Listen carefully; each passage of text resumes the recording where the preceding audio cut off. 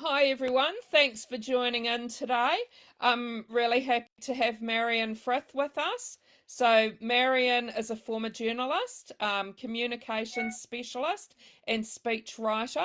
She has worked for major Australian newspapers and the ABC in Canberra, Sydney, and London, and she was based for many years in the Canberra Press Gallery.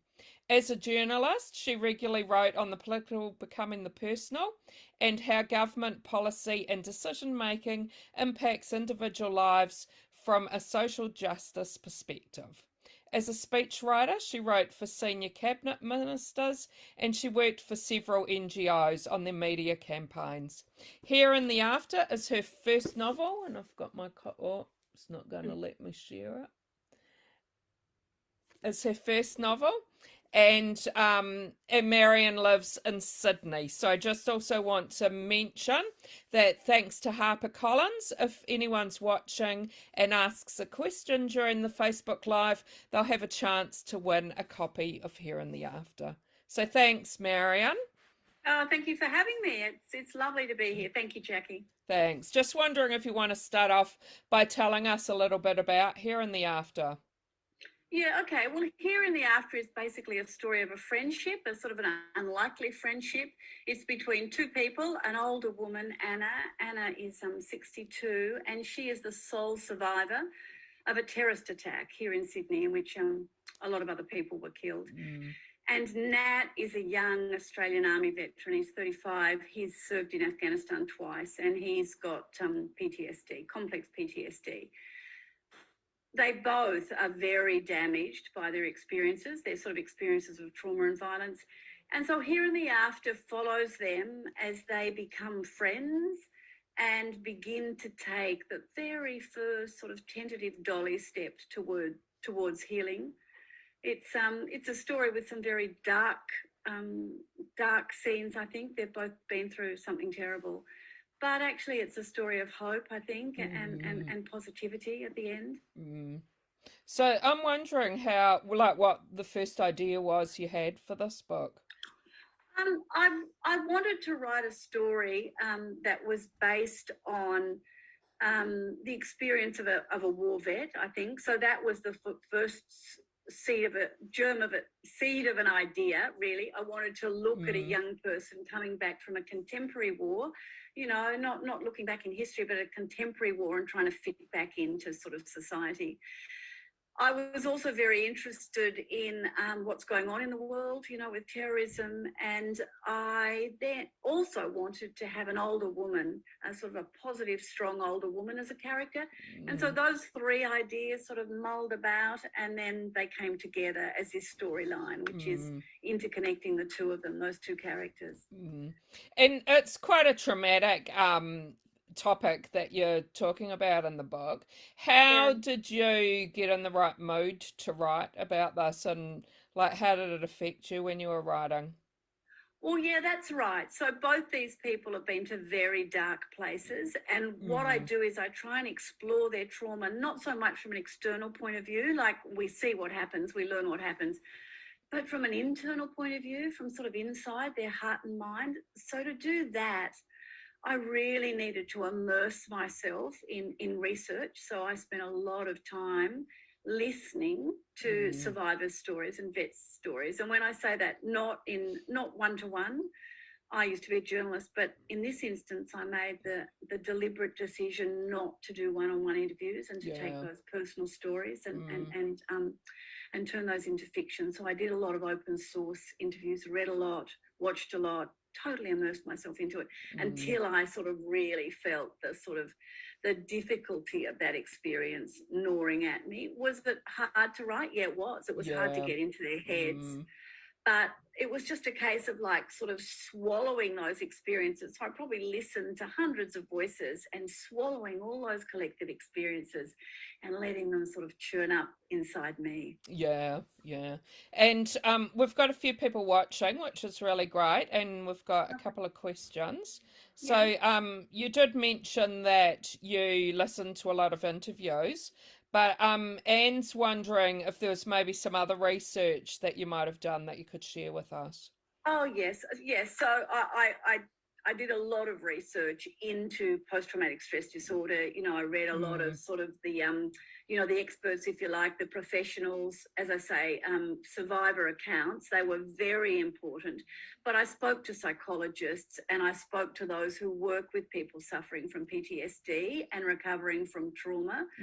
And so I had that sort of formal understanding as well of, what the process, if you like, the illness and the possible ways to recovery.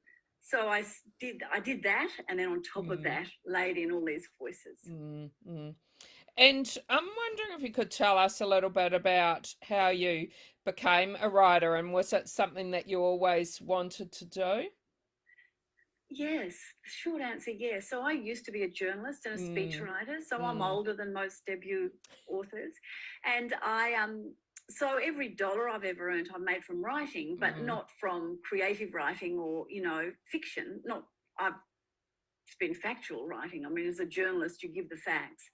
And as a speechwriter, you're working with the facts, although I've done a lot of feature writing too in my background.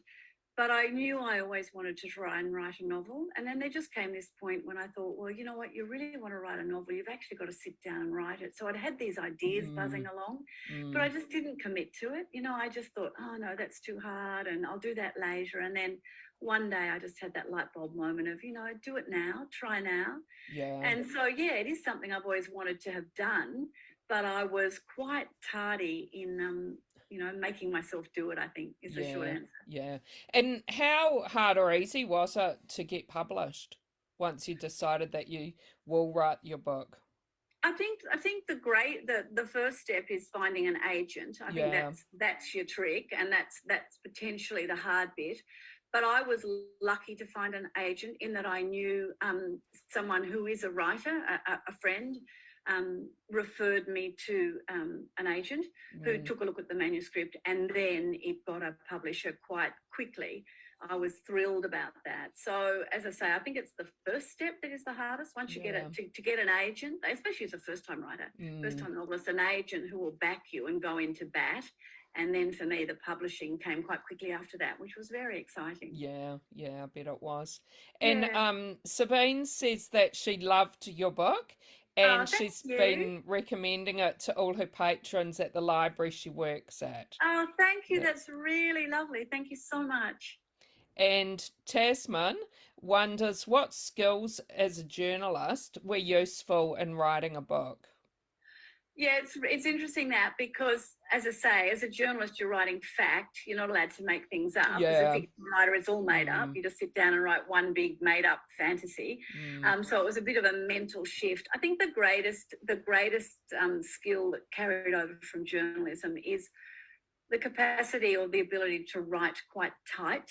So as a journalist, I was trained in the days where you were told to imagine that every word you write costs $1, and you've got to be as frugal as you can with that word budget. So that came in very useful writing a book, because I think it's very easy to overwrite, and to not know when to pull back. So I wasn't scared to do that, to cut and burn and pull back and try and stay on top of the purple prose, which in a book like this would have been very easy to fall right into, I think, overwriting. So I think that's probably the greatest skill. And also not being scared of words. When you've been a journalist, you're familiar with words, you're not scared of them, that you can put them down and take them away again, I'm very comfortable with the writing process and deadlines, but I think it was mainly that experience of having learnt the value of a word, if you like, and that you can say a lot with not much. And in fact, often that's more powerful. Very true, yeah. And Anne wonders if you're still working in journalism. No, I'm not. The sort of industry sort of changed and fizzled out around me, really. And so I went from journalism, like a lot of people, newspapers diminished and everything went online, and staff cuts and budget cuts. So it became it is a very shrunk industry, it's not what it was. And no, so it sort of fizzled out for me, and it petered out, I suppose. And then I became a speechwriter and a media manager for NGOs, and then and then fell into this. So no, journalism is something that I haven't done for a decade. Yeah, okay. And I have to say that there seem to be a lot of authors who were in journalism. We Yeah, spoke to yeah. Chris Hammer yesterday. Oh, isn't he fantastic? Yeah, Yeah, I know Chris, and he's yeah. fantastic. And what he's done, is extraordinary. What is Mm, it? 4 books in 4 years, all bestsellers. He's mm, got the golden ticket. He knows what he's doing. But yeah, yeah, and there's quite a few, and I think it's probably that same thing. You know how to write, you don't want to let go of that. It's yeah, making that transition. Can you make the transition into fiction? So I think a lot of journalists want to try. There's a joke that every old journalist has a novel in them, yeah, and a few of us have a go at it, I think. yeah. I And love Chris. I love Chris. yeah, and his books are great. Yeah. Yeah, fabulous. Patricia wonders if you have a strict writing regime. Yes, I did. I've got to say, I'm in a hiatus now. I haven't started something new, Mm, although I am doing a lot of planning for something new, but that's not mm, sort of a structured thing yet. Yes, I did. Once I decided to do this, I really manned up. So I was very focused. I get up, I like to get up early. mm, So I'd get up really early. I think that's a really productive time of the day. I often feel that if you can put in a couple of hours from sort of 5 a.m., it's like bonus time. You've snuck it from the rest of the world and the rest of the day. So yeah, I'd get up at 5. I'd write till maybe 9:30, 10. I'd take the dog for a walk, check in on life, and then come back and work again sort of late morning to early afternoon. And of course, when things were really going and in those final editing stages, I'd work at night too. But I yeah. think for me, the breaking the back of it, the really getting going, was having a solid block of time very Mm-hmm. early in the morning. Mm-hmm. And do you have a favorite place to write? Yeah, I'm lucky enough to have, everyone's left home. I'm lucky enough to have a room, a study where I can write. Mm, And I'm very lucky because it's got a window, looking out across a tree. And I find yeah, that if I go nice. in there, I almost get that, that muscle memory. Okay, this is what we're doing here. Shut the Mm, door. And mm, I really envy those people that can sit at cafes and write on their knees. I can't do that. mm, I need to sit quite formally at a desk. yeah. And Sarah Joy wonders if you have an interesting story from your journo years that you could share with us. Oh, that's a hard one on the spur of the moment. No, Mm, I think the truth is every day in journalism is interesting, and I don't mean that to sound as a flicker way to your question, but it is. It's the most privileged job. You get to go into work. You can pick up the phone to anybody, and they will answer you yeah. potentially and talk to Mm, you. It's a really, really privileged profession. So no, I'm sure as soon as I finish talking to you, I'll think of a fabulous story I want to tell you. But I think my overall experience is that every day is great when yeah. you're in that position. Mm, So I'm sorry I can't be mm. more specific. No, that's all good. MJ wonders if you read more fiction or non-fiction, and also maybe if there's anything that you might have read recently that you'd like to recommend to us. Yeah, I do read fiction more than non-fiction. Although Mm, that said, I do read biographies and new ones that come out often. For this, I read a lot of non-fiction about the war in Afghanistan and mm, terrorism and geopolitics, I suppose. But no, mainly I'm a fiction reader, and I like. I don't read a lot of thrillers. Like I love Chris Hammer's, and I've devoured all of them, and I've just about finished the new one, mm, which is fantastic. But no, I like a really good story. I really like a book that gives me a really good story. I've just finished Maggie Shipstead's. Is it Great Circle? I've got it up there behind me, Great Circle, which is a okay. fabulous story. Yeah. She's shortlisted for the Booker. It's fabulous. It's a really, it's a 2 timeline story. It's really great. Mm, Another book I read last year is Washington Black, which is another great story, based on a young African-American boy, a slave. Again, a real story. I love a book that takes me to places and to experiences, you know, with a sense of adventure. Yeah, yeah. No, they sound like some great Yeah, recommendations. yeah. And I'm wondering about reader feedback. As we said, your book deals with some very traumatic issues. Have you had anyone who might have been in those situations who have read your book and I, contacted well, you? yeah, well, they're very specific situations. Yeah. I know I have been contacted by, you know, a couple of veterans that have said it Mm, absolutely rings true. You mm, know, that is them and their mates. mm. I have been contacted by quite a lot of people. I'm really humbled and proud. Have really been quite deeply affected by this book. You know, it's hit them quite hard. So Yeah, I can imagine. in Yeah. the heart, yeah. So a lot of Mm, people have contacted me and said that's not my experience specifically, but it's mm. really touched my own trauma. You know, it's made me see things that I've experienced differently. It's given me the capacity to express them in a way. So I've Mm, been really touched by that. You know, mm, that people have felt that I'm speaking to them or that I understand them. So that's been really lovely. yeah, Really lovely. yeah. Because I And think the writer, that's what you want to do. You know, you want to yeah, connect with that's the reader, right. don't you? Yeah, And have them think, oh, you know, she knows me. I mean, she gets it. So yeah, it's been lovely. yeah. And when you started your novel, did you know the ending before you started? No, I knew the beginning and the middle. No, I didn't know Yeah. the ending. And in fact, it had a couple of endings.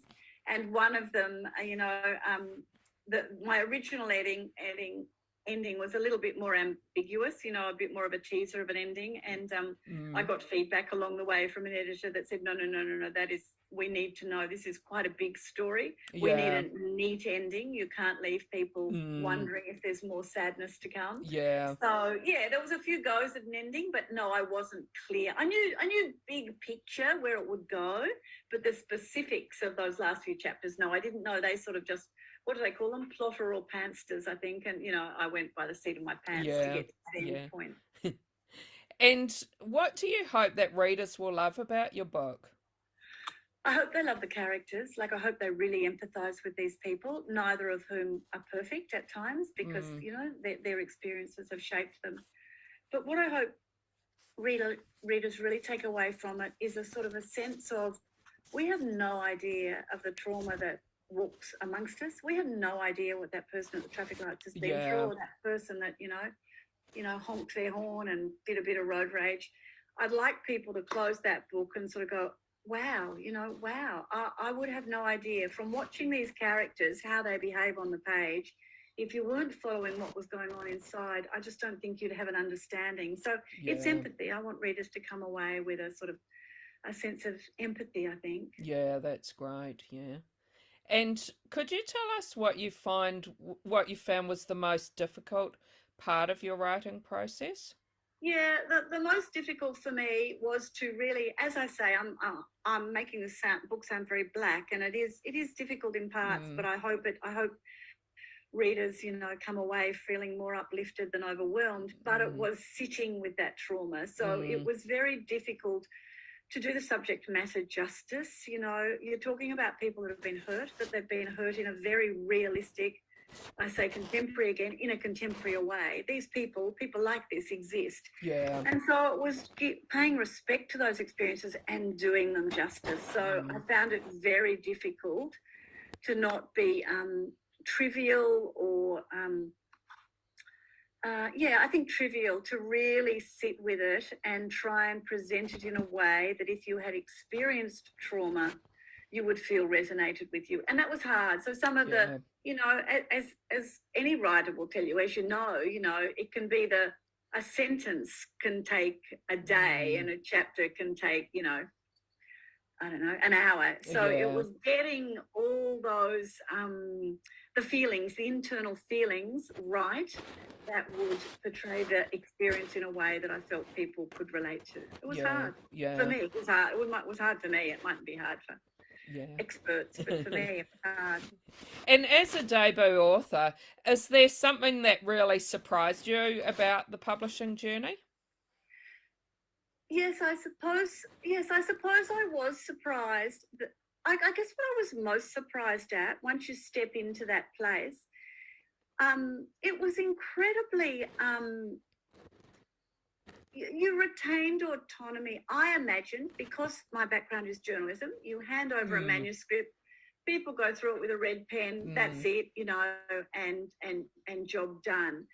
But not one word is changed, or one fact is changed. Nothing's changed without you signing off on it. Okay. So all the edits and all the editorial input are suggestions. Now, of course, I think it would be a fool that, you know, had expert editorial input and ignored it.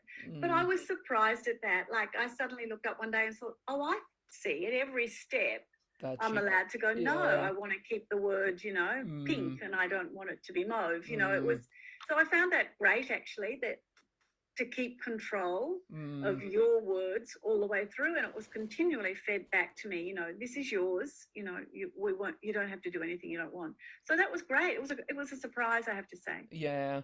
And Patricia's wondering if you chose the title.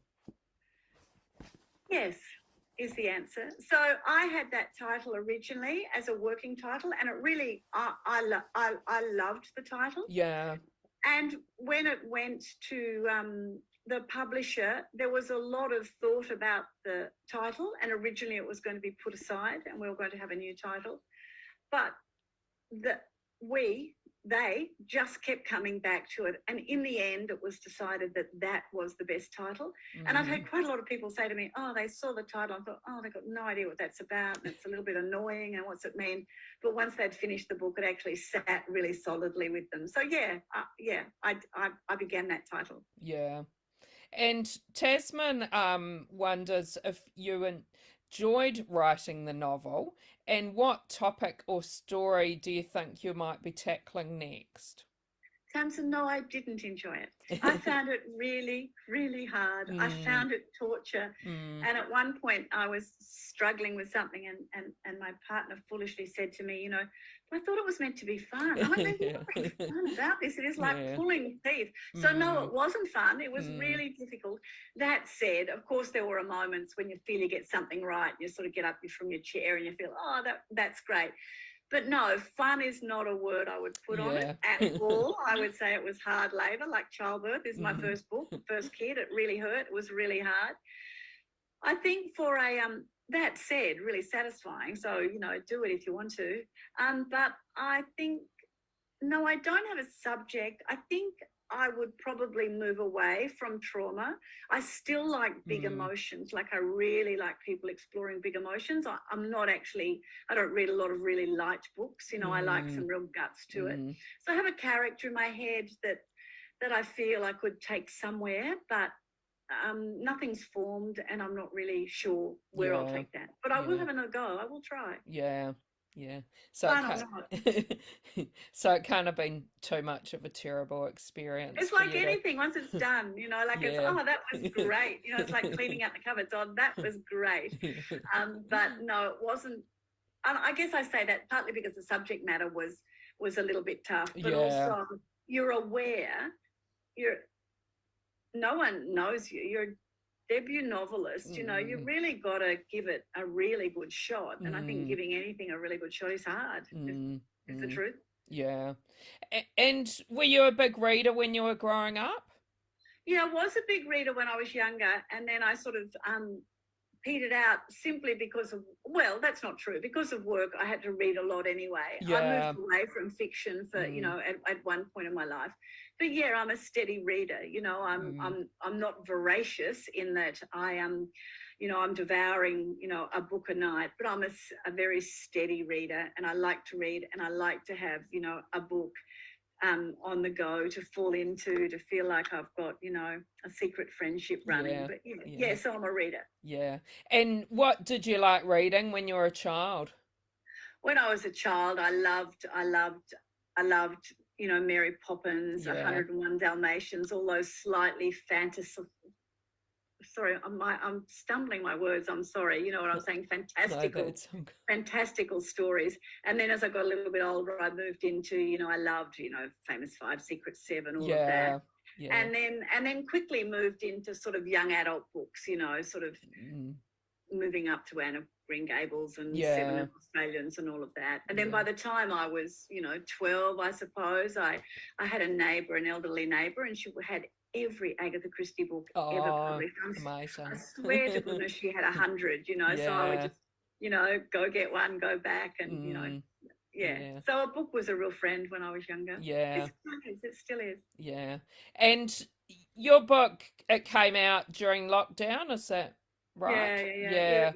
So, and you're in Sydney. Have you been able to do anything now, or have you got anything planned to? It was really, I remember when I sent my book off to the publisher, it was last year in lockdown. And it was really sad. They were all saying how sad it was for people launching in lockdown. And, next year when your book comes out, you'll have a launch and stuff. And of course, it was lockdown again. It was disappointing.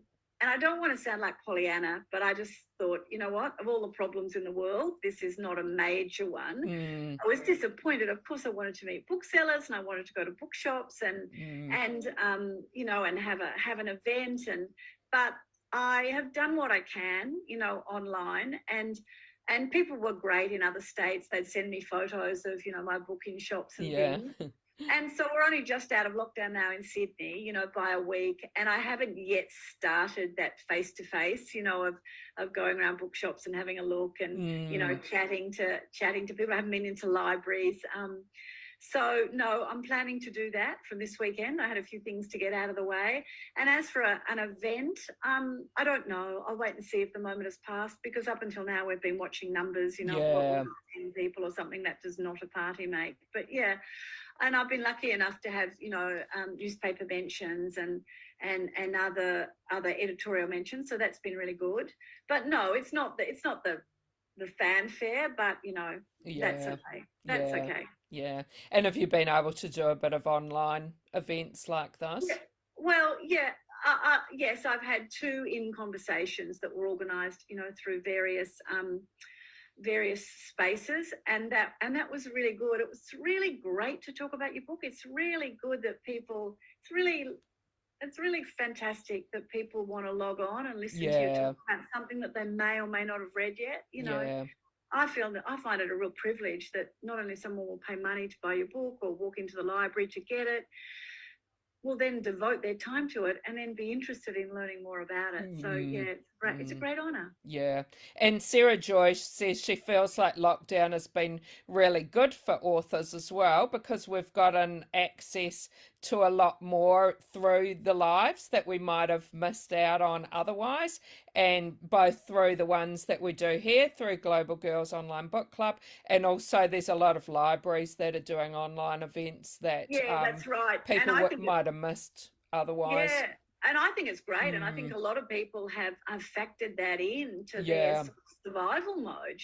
Every night there's something that they can do, that they can engage intellectually, and most of us might belong to 1 or 2 book clubs, and people are finding that they can join in and listen to 20. So I think it's been great. I think it's been great for authors, that presence. And I think it's been great for readers that they can access things that 5 years ago that we wouldn't have had this marketplace of fabulous events to sit down at 7 and 8 o'clock at night and tune into. Yeah, that's right. Well, thanks so much for talking to me. It's been great chatting to you. Thank you so much, Jackie. It's really lovely, and thank you to all the readers. I really appreciate it. Yeah, thank you. And thanks to everyone who asked some questions. We had some great questions. Just wondering, are there any ways that people can keep in touch with you? Yes, I'm on Facebook and Instagram, but I've got to say I'm more an Instagram person. I'm Marion Frith author on Instagram. Yep, thanks. And bye, everybody. Yeah, bye. Thank you. Thanks, Jackie.